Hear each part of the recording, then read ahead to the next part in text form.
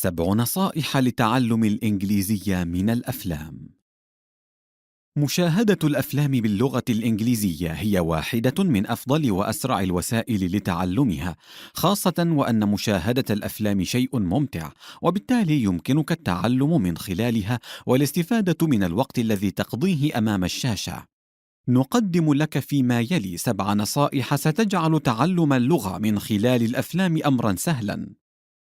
اختر فيلما قمت بمشاهدته من قبل.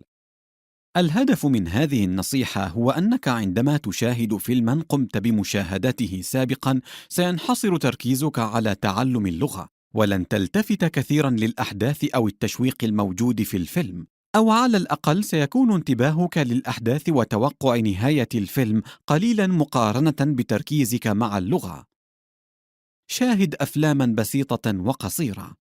عند مشاهدتك لفيلم يتحدث عن قضية فلسفية يستخدم الممثلون فيه لغة أكاديمية معقدة، لن يكون مفيدا خاصة في البداية. ستحتاج إلى اختيار أفلام قصيرة من حيث المدة وبسيطة من حيث التركيب اللغوي للحوار الدائر بين الممثلين.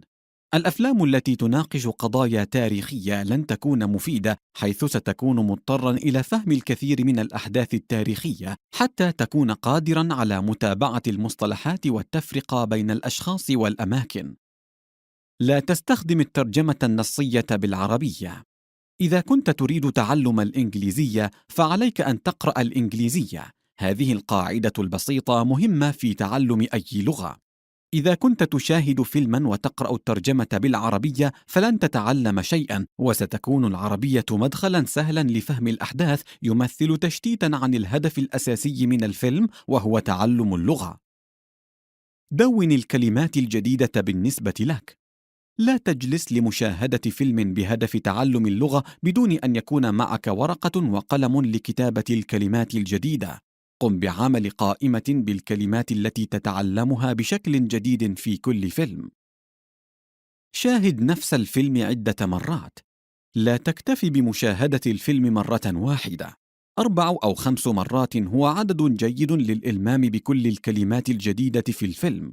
إذا لم تفهم المعنى الكامل لكلمة معينة لا تقلق، في المرة التالية ستكون قادرا على فهم معنى الكلمة.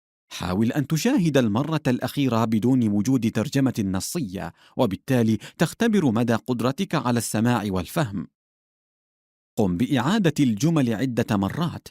إذا أعجبتك جملة معينة أو أحسست أنها مفيدة، قم بإيقاف الفيلم وقم بإعادة نطق الجملة كما وردت عدة مرات.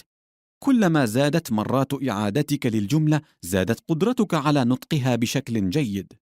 من الطرق المفيدة أن تنطق الجملة في نفس الوقت مع الفيلم، وتعيد هذا الفعل عدة مرات حتى تقترب قدر الإمكان من طريقة النطق الصحيحة. هناك طرق أخرى غير الأفلام. إذا أحسست بالملل من مشاهدة الأفلام، عليك تعلم الإنجليزية عن طريق مشاهدة فيديوهات ممتعة ومفيدة، مثل فيديوهات TED.com الرائعة أو فيديوهات أخرى على اليوتيوب. وحظا موفق.